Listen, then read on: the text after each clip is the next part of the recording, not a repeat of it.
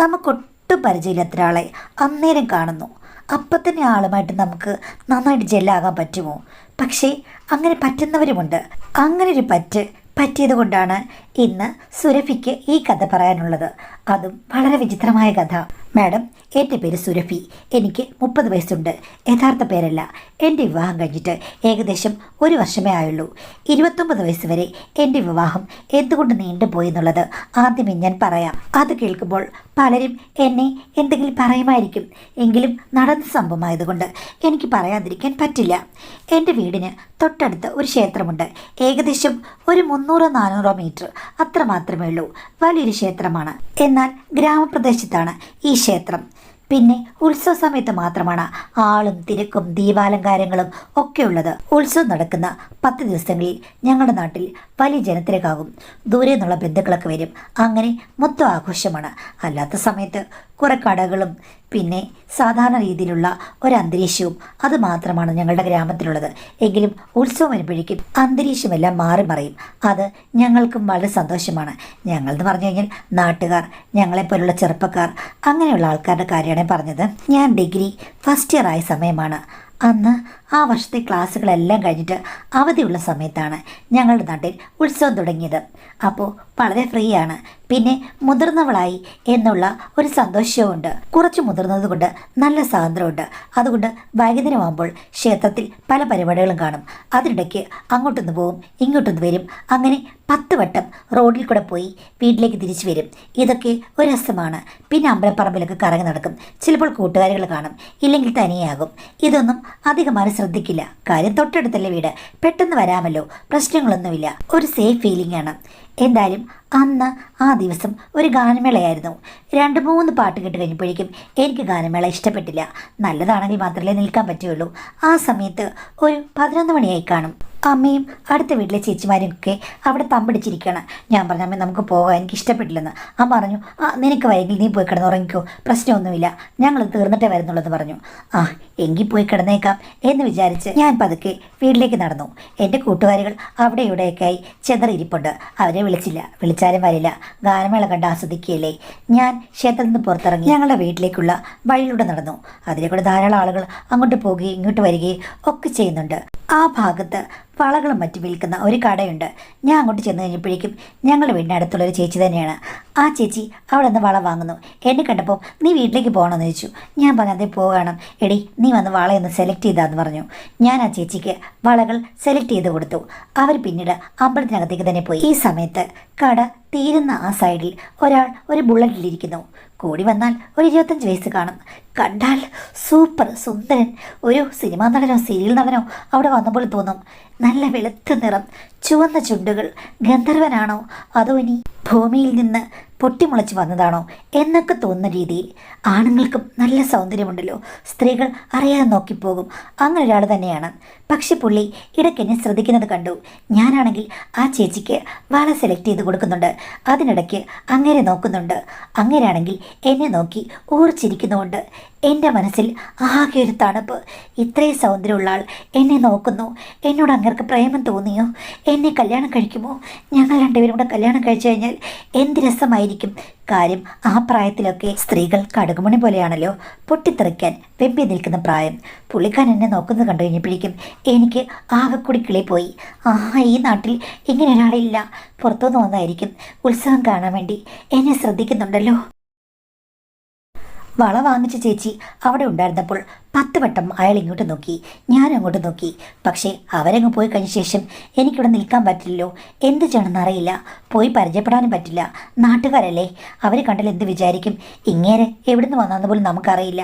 എന്തായാലും അങ്ങേർ എന്നെ പ്രേമിച്ചിരുന്നെങ്കിൽ ഞങ്ങൾ ഒന്നിച്ച് ആ ബുള്ളറ്റെ കയറി കറങ്ങിപ്പോയിരുന്നെങ്കിൽ സത്യം പറഞ്ഞാൽ എൻ്റെ മനസ്സിൽ ഉറങ്ങിക്കിടന്നിരുന്ന മോഹങ്ങളെല്ലാം ഉണരുകയായിരുന്നു. ഞാൻ ഇങ്ങനെ ഒരാളാണ് പ്രതീക്ഷിച്ചത്. ഇങ്ങനെ ഒരാളെ ഭർത്താവായിട്ട് കിട്ടുമോ? ഏത് പെണ്ണും മോഹിച്ചു പോകും. എന്നെ പ്രേമിക്കാനോ കല്യാണം കഴിക്കാനുമല്ലോ ഇയാൾ തയ്യാറായിക്കഴിഞ്ഞാൽ എൻ്റെ ഭാഗ്യമാണ്. എന്തായാലും അയാൾ എന്നെ ഇഷ്ടമാണെന്നുള്ള സിഗ്നൽ തന്നു. ഞാൻ വെറുപ്പിക്കരുത്. നാളെ ഇനി എന്നെ പകലെങ്ങാനും തേടി വന്നാലോ? അങ്ങനെ ഞങ്ങൾ രണ്ടുപേരും കൂടി കോളേജിൻ്റെ അവിടെങ്ങാനും വെച്ച് കണ്ട് പ്രേമമായി ഞങ്ങളുടെ വിവാഹം നടന്നാലോ? എൻ്റെ സ്വപ്നങ്ങൾക്ക് അതിലില്ലാതായി. അത് പട്ടം പോലെ വാലിലേക്ക് പറന്നു. ഞാനാണെങ്കിൽ ആ ഒരു വളക്കടയില്ലേ അതിൻ്റെ അവിടെ നിന്നും വള വളരെ പതുക്കെ പതുക്കെ മന്ദം മന്ദം ചൂട് വെച്ചാണ് അങ്ങയുടെ മുന്നിൽ കൂടി നടന്നു പോയത്. അതിനിടയ്ക്ക് പുള്ളിനെ നോക്കി ഒന്ന് ചിരിച്ചു. ആ സമയത്ത് ഞാൻ ശരിക്കും അങ്ങ് അലിഞ്ഞുപോയി. അന്ന് ജിമ്മന്മാരൊന്നും അധികം ഞാനങ്ങനെ കണ്ടിട്ടില്ല. ശരിക്കും സിനിമയിലൊക്കെ കാണുന്ന പോലെ എല്ലാ ഫീച്ചേഴ്സുമുള്ള ഒരാളിരിക്കുന്നത് കാണുമ്പോൾ നമ്മൾ ആകെ കൂടി വീണു പോകില്ലേ? ഞാനാണെങ്കിൽ പതുക്കെ പതുക്കെ നടക്കും. ആളുകൾ വരുന്നുണ്ടേ, എന്നിട്ട് എന്നാലും ഞാനൊന്ന് തിരിഞ്ഞു നോക്കും. പുള്ളിനെ നോക്കി ഒന്ന് ചിരിക്കും. അങ്ങനെ 5-6 വട്ടം ഞാൻ നോക്കി ചിരിച്ചു. പുള്ളി എന്നെ നോക്കുന്നുണ്ട്. ഞാൻ പതുക്കെ എൻ്റെ വീട്ടിലേക്ക് കയറിപ്പോയി. ഇനിയിപ്പോൾ മനഃപൂർവ്വം വഴിയിൽ വന്നെന്ന് ചിരിക്കാനൊന്നും പറ്റില്ല. എൻ്റെ വീട് ഇതാണെന്ന് മനസ്സിലായി കാണുമല്ലോ. ചിലപ്പോൾ നാളെ രാവിലെ വരുമോ? വീട്ടിനകത്ത് കയറി എനിക്ക് എന്തെന്നില്ലാത്തൊരു പരവേശം, ഒരു ഉത്സാഹം. ഞാൻ ജനലിൽ കൂടെ നോക്കി. പക്ഷെ ജനലിൽ കൂടെ നോക്കിക്കഴിഞ്ഞാൽ പുള്ളി ഇരിക്കുന്നത് കാണില്ല. ഇത്തിരി കഴിഞ്ഞപ്പോൾ ഞാൻ പുറത്തിറങ്ങി. മുറ്റത്തിൻ്റെ കോണിൽ നിന്ന് കഴിഞ്ഞാൽ ആ റോഡൊക്കെ കാണാം. അവിടെ ചെന്ന് നോക്കി കഴിഞ്ഞപ്പോഴേക്കും ബുള്ളറ്റുമില്ല, പുള്ളിക്കാനുമില്ല. അയ്യോ, ചിരിച്ചിട്ട് പോയി. ഇനിയിപ്പോൾ ഇത് മനുഷ്യൻ തന്നെയാണോ, അതോ ഇനി ഉത്സവമായപ്പോൾ വന്ന് ഏതെങ്കിലും പിശാചുക്കളെ വല്ലതാണോ? ഓ, എന്തായാലും പിശാചുക്കൾ ഇങ്ങനെ വരില്ല. ഇത്രയും സൗന്ദര്യമുള്ള പിശാചുക്കളുണ്ടോ? ഗാനമേള എന്തായാലും 5-6 പാട്ടായതേ ഉള്ളൂ. ഇനിയും കാണും 1-1.5 മണിക്കൂർ. ഞാനാണെങ്കിൽ മുറ്റത്ത് തന്നെ നിന്നു. എന്നിട്ട് വഴിയിൽ കൂടെ നോക്കി. ഇവിടെ നിന്ന് കഴിഞ്ഞ് കഴിഞ്ഞാൽ അവിടെ കാണാമെന്നല്ലാതെ അവിടെ നിന്നാൽ ഇങ്ങോട്ടധികം കാണില്ല. എന്തായാലും കൊള്ളാം. ഞാൻ ഇച്ഛാഭംഗത്തോടുകൂടി നിന്നു. ഒന്നടുത്ത് ചെന്ന് പരിചയപ്പെടേണ്ടതായിരുന്നു എന്നൊക്കെ ഞാൻ വിചാരിച്ച് നിൽക്കുമ്പോഴുണ്ട് പെട്ടെന്ന് എൻ്റെ പിന്നിൽ ഒരനക്കം കേട്ടു. ഞാൻ നോക്കിക്കഴിഞ്ഞപ്പോഴേക്കും ആ പുള്ളിക്കാരനാണ്. ഞാൻ ഞെട്ടിപ്പോയി. നിങ്ങളെന്താ ഇവിടെ എന്ന് ചോദിച്ചു കഴിഞ്ഞപ്പോഴേക്കും പുള്ളി പെട്ടെന്ന് ബഹളമുണ്ടാക്കരുത്, ഞാൻ ഇങ്ങോട്ട് വന്നത് ഇത്തിരി വെള്ളം കുടിക്കാനാണ്. കുട്ടി ഇങ്ങോട്ട് കയറി വരുന്നത് ഞാൻ കണ്ടു. ഇത്രയും നേരം ഓർമ്മകൾക്ക് നല്ല രസമുണ്ടായിരുന്നെങ്കിലും പെട്ടെന്ന് അങ്ങനെ വീട്ടിൽ വന്നതറിഞ്ഞപ്പോൾ ഞാൻ ഞെട്ടിപ്പോയി. എങ്ങനെ ഇതിലേക്കൂടെ വന്നു എന്നുള്ളത് എനിക്കറിയില്ല. ഞാൻ പറഞ്ഞു വെള്ളം എടുത്തോണ്ട് തരാമെന്ന്. വളരെ മാന്യമായിട്ടാണ് നിൽക്കുന്നത്. പിന്നെ ബുള്ളറ്റ് ഇട്ട് കാണുന്നുമില്ല. പുള്ളി ഇതുവഴി വന്നു എനിക്ക് സംശയം തോന്നി. എന്തായാലും സിറ്റ് ഔട്ടിലേക്ക് കയറിയിരിക്കാൻ പറഞ്ഞു. പുള്ളി കയറിയിരുന്നു. ഞാനാണെങ്കിൽ അകത്ത് പോയി വെള്ളം എടുത്തോണ്ട് വന്നു. ഇനിയിപ്പോൾ ചിലപ്പോൾ എൻ്റെ പുറകെ വരുമോ എന്നൊക്കെ ഉണ്ടായിരുന്നു. പക്ഷേ റിലാക്സ് ആയിട്ടിരുന്ന് വെള്ളം കുടിച്ചു. എന്നിട്ട് ഇറങ്ങി ഞാൻ പോവുകയാണ് കേട്ടോ, ബുള്ളറ്റ് ദേ അപ്പുറത്താണ് വെച്ചിരിക്കുമെന്ന് പറഞ്ഞിട്ട് റോഡിൻ്റെ വേറൊരു സൈഡ് എന്നെ ചൂണ്ടിക്കാണിച്ചു. ഓ, ഞാൻ വിചാരിച്ച പോലല്ല, മാനിനാണ്. ദാഹം കൊണ്ട് കയറി വന്നായിരിക്കും. ഇവിടെ ഇപ്പോൾ ഉത്സവമല്ലേ, എല്ലാ വീട്ടിലും ആളുകൾ കാണുമെന്ന് വിചാരിച്ചു തന്നെ വന്നതായിരിക്കാം. എന്നാലും എന്ന് വിചാരിച്ചിട്ട് ഞാൻ പേരെന്താ, എവിടെ വീട് എന്നൊക്കെ ചോദിച്ചു. അപ്പോൾ പുള്ളിക്കാരൻ പേരും പറഞ്ഞു. അതേപോലെ വീട് ഇവിടെയല്ല, കുറേ ദൂരെയാണ്. ഇവിടെ ഒരു ബന്ധുവിൻ്റെ വീട്ടിൽ വന്നതാണ്. അവരെ വിളിച്ചിട്ട് ഗാനമേള കേൾക്കാൻ വന്നതാണ്. അപ്പോൾ അവരുടെ വീട്ടിൽ പോയില്ലേ, അവരുടെ വീട്ടിൽ പോയിട്ട് ഞാൻ ഊണൊക്കെ കഴിച്ചിട്ട് വന്ന് അമ്പലപ്പറമ്പിലിരിക്കുകയായിരുന്നു. ഇനിയിപ്പോൾ ഞാൻ തിരിച്ചു പോവുകയാണ്. ഗാനമേള ഞാൻ വിചാരിച്ചതുപോലെ നന്നായില്ലെന്ന് പറഞ്ഞു. ഞാനും പറഞ്ഞു ശരിയാ, നന്നായില്ല, ഓക്കെ ചേട്ടാ എന്ന് പറഞ്ഞ് പുള്ളി പോകുവാണല്ലോ. അപ്പോൾ ഞാൻ ഒരു ടാറ്റ പോലെ പറഞ്ഞു. അപ്പോൾ പുള്ളിക്കാരനോട് ചോദിച്ചു, അല്ല ഇവിടെ ആരുമില്ലേന്ന്.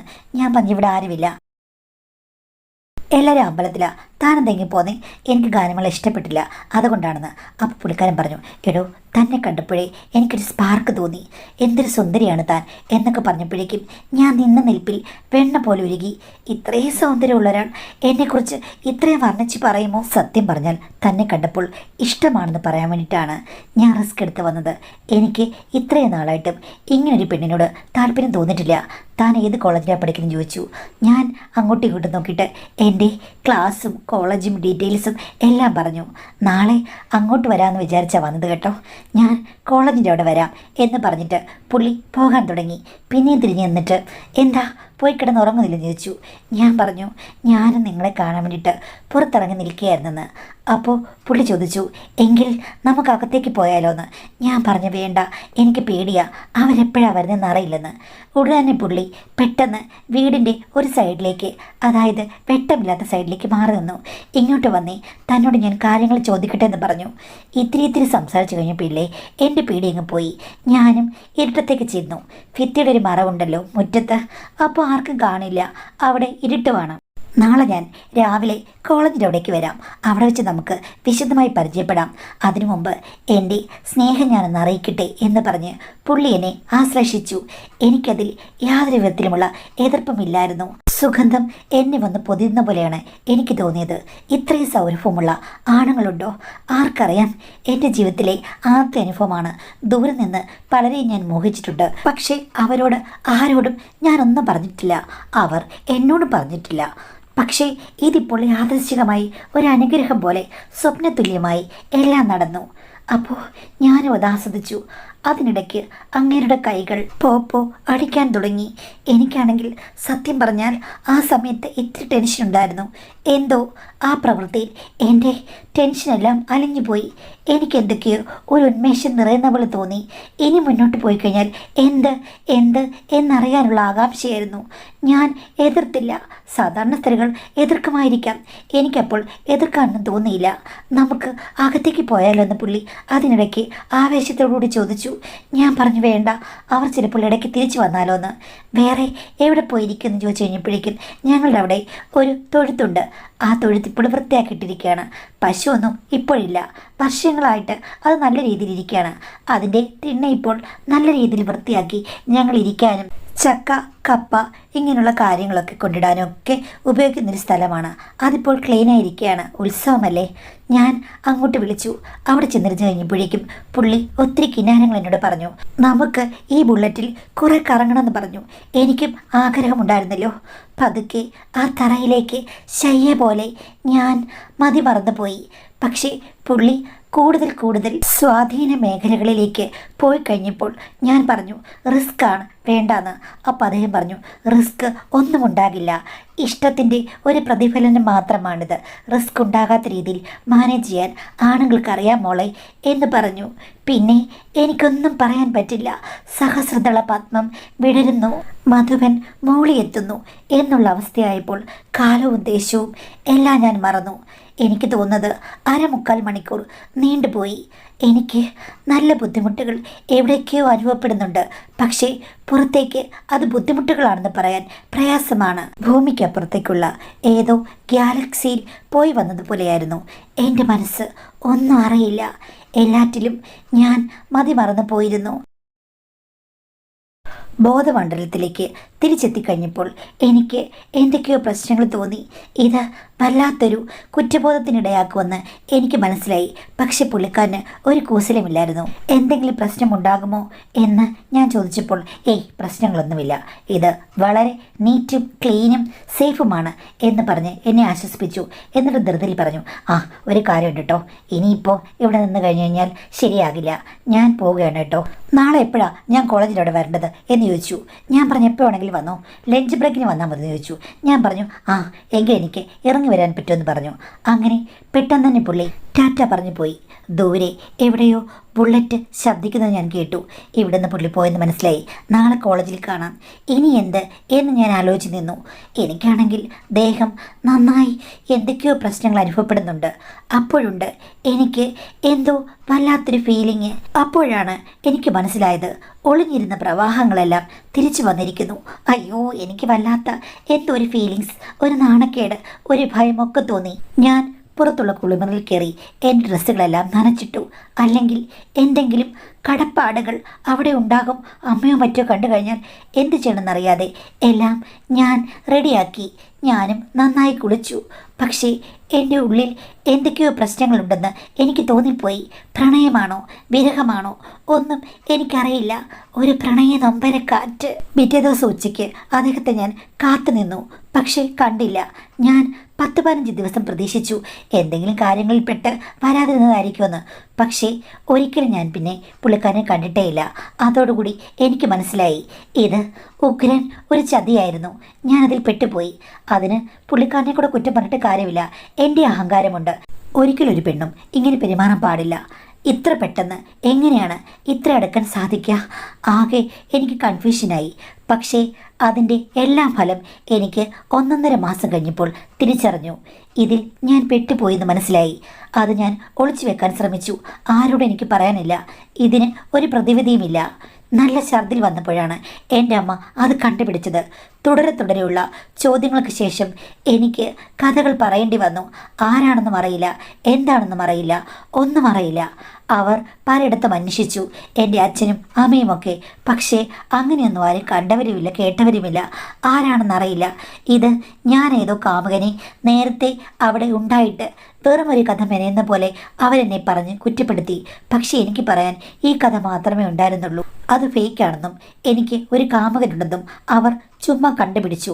ഇതിനിടയ്ക്ക് എൻ്റെ അമ്മയുടെ അനിത്യയും കൂടെ വന്ന് അതിൽ കൂടി അവർ ഒരു ആശുപത്രിയിൽ ജോലി ചെയ്യുന്ന സ്ത്രീയാണ്. അങ്ങനെ എൻ്റെ കാര്യങ്ങൾ സേഫ് ആക്കാൻ വേണ്ടിയിട്ട് അവരെയാണ് ആശ്രയിച്ചത്. അവരത് ശരിയാക്കി തരികയും ചെയ്തു. പക്ഷേ അവരുടെ വായിൽ നിന്ന് അതെല്ലാം പുറത്തു പോയി. അതോടുകൂടി നാട്ടുകാർ മുഴുവനും അറിഞ്ഞു. പക്ഷേ ഇങ്ങനെയൊന്നുമല്ല അറിഞ്ഞത്. ഞാനേതോ ഒരുത്തനുമായിട്ട് പ്രേമത്തിലായിരുന്നു. അവനെ സ്ഥിരമായിട്ട് വീട്ടിൽ വിളിക്കാറുണ്ടായിരുന്നു. അങ്ങനെ അബദ്ധമായതാണ്. അത് അറിഞ്ഞ് അവൻ രക്ഷപ്പെട്ടു എന്ന്. എന്തായാലും മാഡം, ഇത്രയും ചെറുപ്രായത്തിൽ ഇങ്ങനൊരു പേരുദോഷം കേട്ട് കഴിഞ്ഞാൽ പിന്നെ ഒരു ഗ്രാമത്തിലെ സ്ഥിതി ആലോചിക്കാമല്ലോ. പിന്നീട് ഞാൻ ശരിക്കും അവിടെ ഒരു മുദ്ര കൊത്തപ്പെട്ടവളായി. എനിക്ക് യാതൊരു വിധത്തിലുമുള്ള കൺസിഡറേഷൻ എവിടെ നിന്നും കിട്ടിയില്ല. എല്ലാവർക്കും എന്നെ ഉള്ളിൽ വെറുപ്പാണെന്ന് എനിക്കറിയാം. പലരും കളിയാക്കിയിട്ടുണ്ട്. പിന്നീട് ഞാൻ ഹോസ്റ്റലിൽ നിന്നാണ് പഠിച്ചത്. ഞാൻ PG കഴിഞ്ഞപ്പോൾ തിരിച്ച് വീട്ടിലേക്ക് വന്ന് സ്ഥിരമായി നിൽക്കാൻ തുടങ്ങിക്കഴിഞ്ഞപ്പോൾ എനിക്ക് കല്യാണാലോചനകൾ വരാൻ തുടങ്ങി. അവിടെയും ഈ പ്രശ്നങ്ങൾ എപ്പോഴും ആളുകൾ എടുത്തിട്ടു. എത്ര വർഷം കഴിഞ്ഞെന്ന് പറഞ്ഞാലും ആളുകളിത് മറക്കില്ല. അങ്ങനെയായപ്പോൾ കല്യാണം നടക്കില്ലെന്നായി. അമ്മയും അച്ഛനും കൂടെ പറഞ്ഞു നമുക്ക് ഈ നാട്ടിൽ നിന്ന് പോകാമെന്ന്.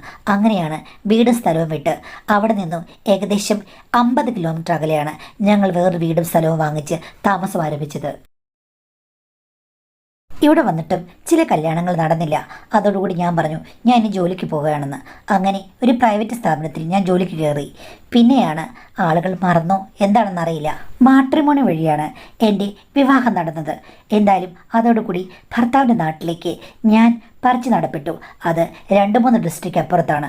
അതോടുകൂടി ഞാൻ സേഫായി. നാട്ടിലേക്ക് അങ്ങനെ വരുന്ന പതിവില്ല.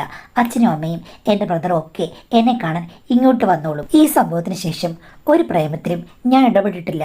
ആരോടും ഞാൻ ഒരടുപ്പവും കാണിച്ചിട്ടില്ല. എൻ്റെ നാട്ടിലും അല്ലെങ്കിൽ വേറെ എവിടെ പോയെന്ന് പറഞ്ഞാലും ആണുങ്ങളെ കാണുമ്പോൾ ഞാൻ മുഖം തിരിച്ച് നടക്കും.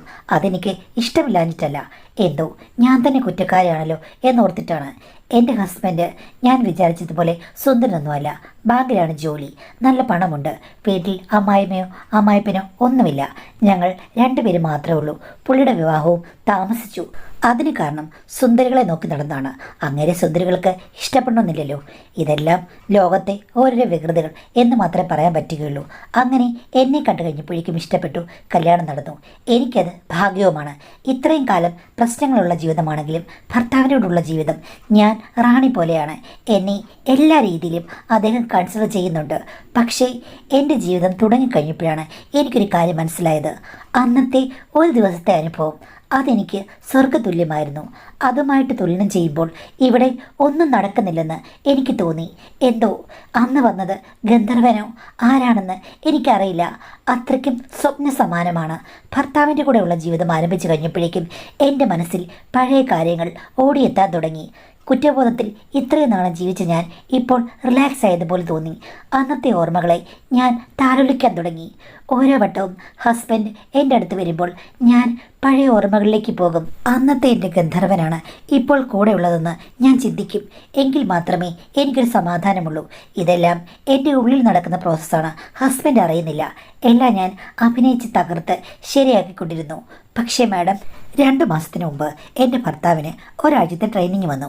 അത് ചെന്നൈയിലാണ്. പോയേ പറ്റൂ. ഞാൻ തനിയല്ലേ ഇവിടെ നിൽക്കുന്നത്. എടി, നിൻ്റെ അമ്മ വിളിച്ചു കിടത്താൻ പറഞ്ഞു. ഞാൻ പറഞ്ഞു സാരമില്ല, ഞാൻ തനിയെ കഴിഞ്ഞോളാമെന്ന്. ഉടനെ അദ്ദേഹത്തിന് സമാധാനമാകാത്തതുകൊണ്ട് കൊച്ചച്ഛൻ്റെ ഭാര്യയോട്, അവരുടെ വീട് കുറച്ചപ്പുറത്താണ്, ഇവിടെ വന്ന് കിടക്കാമെന്ന് ചോദിച്ചു. അപ്പോൾ കൊച്ചച്ഛൻ്റെ ഭാര്യ പറഞ്ഞു സാരമില്ല, എൻ്റെ അമ്മ ഇവിടെ ഉണ്ടല്ലോ, അമ്മ വന്ന് കിടക്കുമെന്ന്. കൊച്ചച്ഛൻ്റെ ഭാര്യയുടെ അമ്മ അവിടെയാണ് താമസം. അവർ ചുറുചുറുക്കുള്ളൊരു സ്ത്രീയാണ്. ഇത്തിരി വയ്യായൊക്കെ ഉണ്ട്, എന്നാലും കുഴപ്പമൊന്നുമില്ല. അങ്ങനെ ആ അമ്മയാണ് എനിക്ക് കൂട്ടിന് എന്ന് വരുന്നത്. അവിടുന്ന് കഞ്ഞി കുടിച്ച് വരും. പിന്നെ ഇവിടെ വന്ന് എന്തൊക്കെയോ ഗുളികളോ ഉറക്ക ഗുളികയൊക്കെ കഴിക്കും. ഒട്ടും ഉറക്കമില്ല എന്ന് പറഞ്ഞിട്ട് പിന്നെ പോത്തുപോലെ കിടന്നുറങ്ങും. രാവിലെ ഞാൻ ബ്രേക്ക്ഫാസ്റ്റിന് വിളിക്കുമ്പോഴാണ് എഴുന്നേൽക്കുന്നത്. അങ്ങനൊരു ശീലമാണ്. ആളും അനക്കം ഉണ്ടല്ലോ എന്ന് ഞാൻ വിചാരിച്ചു. ഭർത്താവ് പോയി 2ാം ദിവസമാണ് ഞങ്ങളുടെ വീടിന് തൊട്ട് ഓപ്പോസിറ്റുള്ള ഒരു 2 നില ബിൽഡിംഗ് ഉണ്ട്. അവിടെ 2 ആൺകുട്ടികളെ ഞാൻ കാണുന്നത്. അത് ഒത്തിരി കാലമായിട്ട് അടഞ്ഞു കിടക്കുകയായിരുന്നു. ഈ അടുത്ത കാലത്ത് വൃത്തിയാക്കുന്നത് കണ്ടു. ഞാനോടത്ത് ഏതോ ഫാമിലിയെ വരുന്നതെന്ന്. പക്ഷേ അങ്ങനെയല്ല, 2 ഉദ്യോഗസ്ഥരാണ് വന്നത്. അവരെ ഞാൻ നോക്കുന്നത് കണ്ട് അവർ താഴേക്ക് ഇറങ്ങി വന്ന് എന്നെ പരിചയപ്പെട്ടു. അവരുടെ കമ്പനിയുടെ കുറേ ആളുകൾ ആൺകുട്ടികളോട് താമസിക്കും. ഒരു 10 പേരെങ്കിലും പതുക്കെ വരും. ഇപ്പോൾ ഞങ്ങൾ 2 പേരെ വന്നതെന്ന് പറഞ്ഞ് പരിചയപ്പെട്ടു. 2 പേരുടെയും കല്യാണം കഴിഞ്ഞിട്ടില്ല. 26, 27 വയസ്സൊക്കെ ഉണ്ട്. 2 പേർക്കും നല്ല എക്സിക്യൂട്ടീവ് ലുക്കുണ്ട്. അതുമാത്രമല്ല ഇവൻറ്റ് മാനേജ്മെൻറ്റ് പോലുള്ളൊരു കമ്പനിയാണ്. 2 പേരും സൗന്ദര്യം മെയിൻറ്റെയിൻ ചെയ്യാൻ ശ്രമിക്കുന്ന ആളുകളാണെന്ന് എനിക്ക് ആദ്യമേ മനസ്സിലായി. അപ്പോഴും എൻ്റെ മനസ്സിൽ പണ്ടത്തെ പോലെ ഒരു സന്തോഷം തോന്നി. ഇത്രയും രണ്ട് സൗന്ദര്യമുള്ള ആണുങ്ങളുമായിട്ട് എനിക്ക് സംസാരിക്കാൻ പറ്റിയല്ലോ എന്ന്. ഞാനൊരു സൗന്ദര്യ ആരാധകയാണെന്ന് എനിക്ക് അപ്പോഴാണ് തിരിച്ചറിയാൻ പറ്റിയത്. മൂന്നാം ദിവസം ഞാൻ വൈകുന്നേരം സിറ്റൗട്ടിൽ നിൽക്കുമ്പോഴുണ്ട് അവർ രണ്ടുപേരും കൂടെ ബൈക്കിൽ വന്ന് അവരുടെ ഗേറ്റ് തുറക്കുന്നു. എന്നെ കണ്ടപ്പോൾ നിർത്തിയിട്ട് സംസാരിച്ചു. അന്ന് എൻ്റെ കൂടുതൽ ഡീറ്റെയിൽസ് ചോദിച്ചു. ഞാനിപ്പോൾ പറഞ്ഞു ഹസ്ബൻഡ് ഇവിടെ ഇല്ല, ട്രെയിനിങ്ങിന് പോയിരിക്കുകയാണ്. എൻ്റെ ഡീറ്റെയിൽസൊക്കെ ഞാൻ പറഞ്ഞു.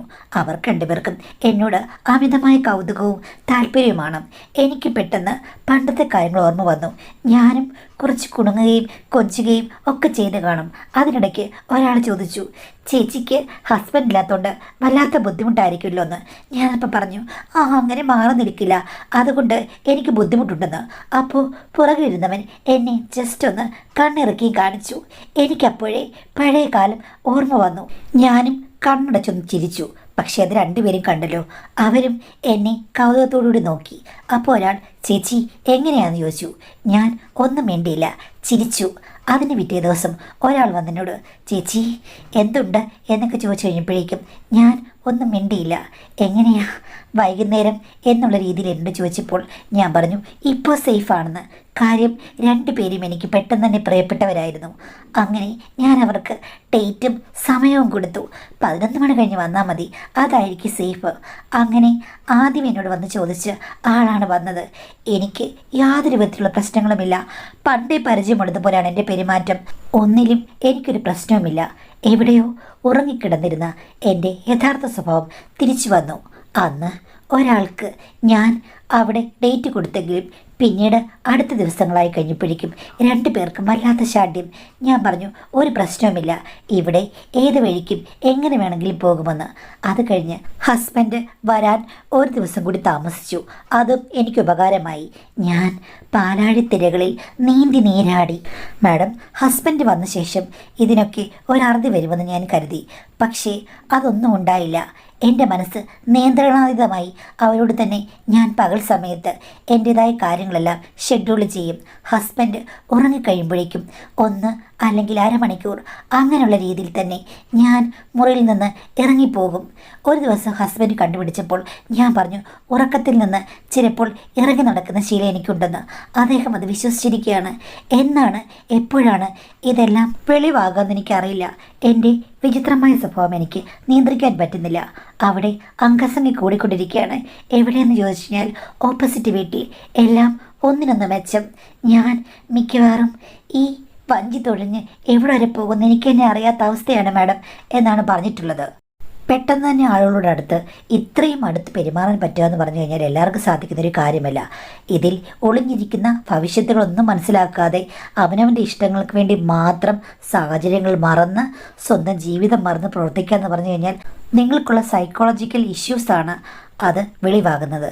തീർച്ചയായിട്ടും ട്രീറ്റ്മെൻറ്റ് വേണ്ട കാര്യമാണ്. കാര്യം മുന്നും പിന്നും നോക്കാതെ ഒരു ലോജിക്കുമില്ലാതെ നമ്മൾ ഇത്തരം കാര്യങ്ങളിലേക്ക് എടുത്തു ചാടിക്കഴിഞ്ഞാൽ എന്താകും? കിട്ടിയിരിക്കുന്ന നല്ലൊരു ജീവിതം കൂടി പോകും.